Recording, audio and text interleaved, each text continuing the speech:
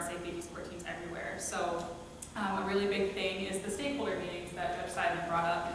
Also, just learning how to collaborate and getting together and meeting with resources around the community, that adds a ton to your work, and just being able to say, you know what, I don't know the answer to that question, but I know somebody who probably will.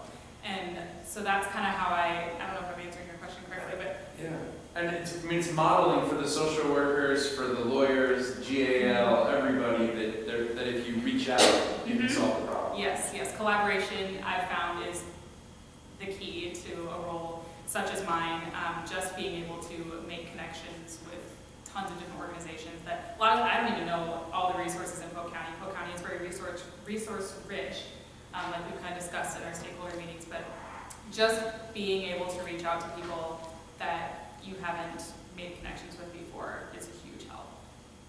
So we have a little bit of time for questions, and I think we have some mics too, in case people are kind of further in the back.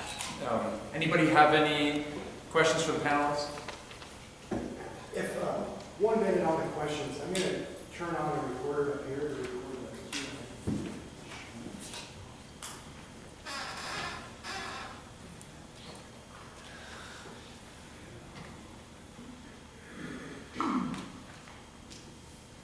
Surely somebody wants to ask, so when do I get to litigate?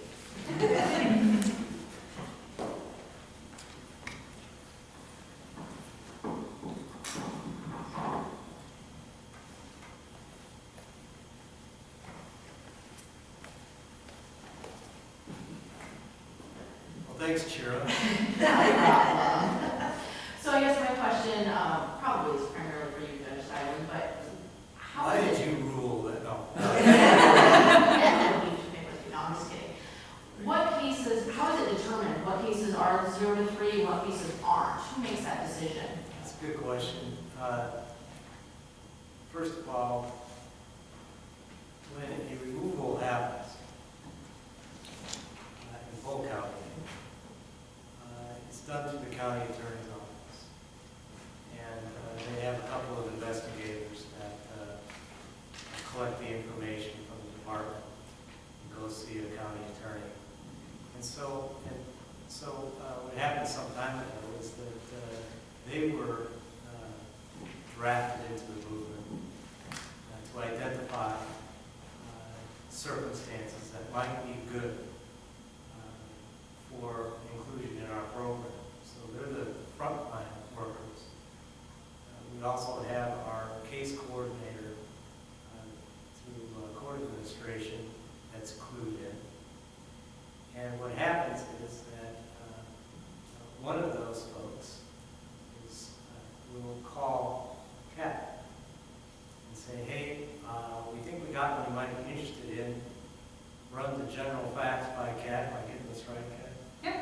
And she says, yep, we've got room for one. And that's how it gets drafted in. It could come from any, but usually it comes from ones that we get assigned to my docket anyway.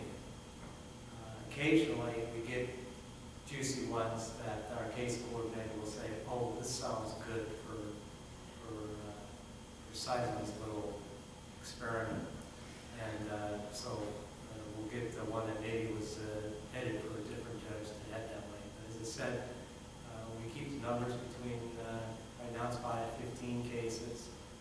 Might get up to 20 at times. And that's how it works. And we kept the process that was already in place and just kind of weaseled ourselves into the existing process because we didn't want to change what was already happening. So, and we didn't want to cherry pick cases. We're doing research on all of these across the country. And if we say, oh, you know what, we don't want this, this, and this for criteria, then we're cherry picking and we don't learn from that. We want the worst of the worst, and sometimes some easy ones would be nice, right? Sure. But we learn from all. So we infused ourselves, we went in and learned about how the department assigns cases. We learned how the courthouse assigns cases and how the judges get them. And that's how we developed our system. It's round robin. So, you know, and we always want to pay pay attention to one family, one judge, because that's very, very critical. So we don't want to yank a family out of another courtroom just because they have a new baby and put them with a strange judge again and start their life all over again in the judicial system. So we adapt to what's already in existence and try to make it work, so.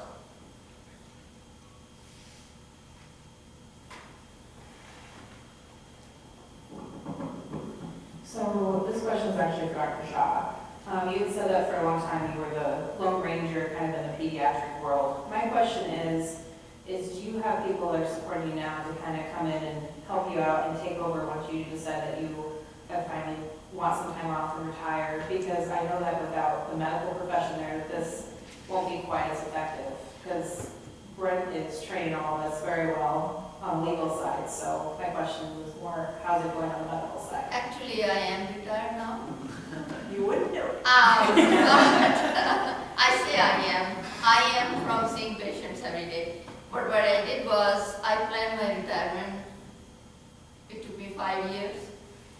Handpicked a physician from the residency program and had him go through the Child Protection Center for a couple of rotations, signed him up to take the further fellowship in child abuse and neglect. And then when he returned, I stayed for another 3 years, kept him learning and to get to know the community, because in the kind of practice where you're looking at the vulnerable children and families with multiple issues of trauma, substance abuse or whatnot, it's not enough to have a highly trained physician, but also a physician who has a compassion and commitment beyond the knowledge base, and also have interpersonal skills where you're going to go across the community for the different professionals to interact with them and collaborate. And I'm very fortunate that I did find one. Okay, his name is Dr. Ken McCann, and he's very well accepted and fitted. We have now in Iowa 5+ regional child protection centers, and they do have a combination of family physician, pediatricians, nurse practitioners that exclusively do that. These are the programs that don't do very well in the private practice setting because there is too much pressure for the physician to bring in the income and all that. Most of our child protection centers are hospital-based, and where the medical professionals are salaried by the organization. And so we have a little bit more luxury of spending time and not be in a rush to turn out so many cases a day, because these are complex. And then we should have also, we are free to have time to collaborate and communicate, attend the meetings and go to the courts to testify, and then attend the medical seminars or meetings and give trainings and also receive training. So all of that requires an individual who makes a commitment beyond what a physician in private practice would do. So I think I have to call time. We're just in the interest of, we have some refreshments outside, and if people are interested, I hope you'll join us. And I just want to say thanks to all of you for coming and talking about the important work you do, and doing it on a Friday afternoon after a long week, I'm sure. That's how much we appreciate you. So just a round of applause for the presenters.